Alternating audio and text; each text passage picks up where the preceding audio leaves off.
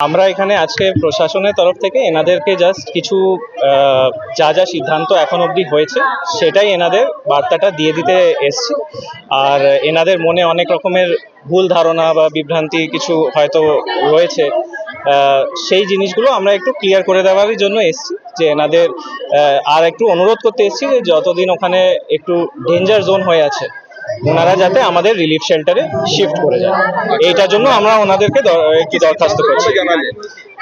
আমরা ওনাদের অনেক প্রশ্ন ছিল যে আমাদেরকে এখান থেকে সরিয়ে দেওয়া হবে বা আমাদের এখানে আমরা ওনাদের কি আমরা এখন অবধি করছি, ওনাদের জন্য কি করছি সেটাকে একটু ক্ল্যারিফাই করলাম। যে সয়েল টেস্টিং হবে, ওখানে আমাদের যে ওয়েস্ট ম্যানেজমেন্টটা আমরা আরো দ্রুত করে দেওয়ার চেষ্টা করছি, এইগুলোই আমরা ওনাদের বোঝালাম যে প্রশাসন থেকে কি পদক্ষেপ নেওয়া হয়েছে, ড্রেনের কাজটাও এগোবে।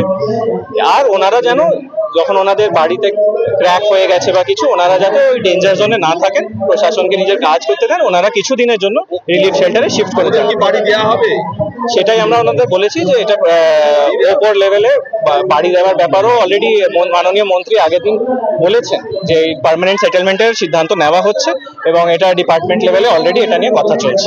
Thank you. মোটামুটি তো সবাই রাজি হয়েছে, আশা করি এবার ওনারা ফিজিক্যালি মুভমেন্টটা করবেন।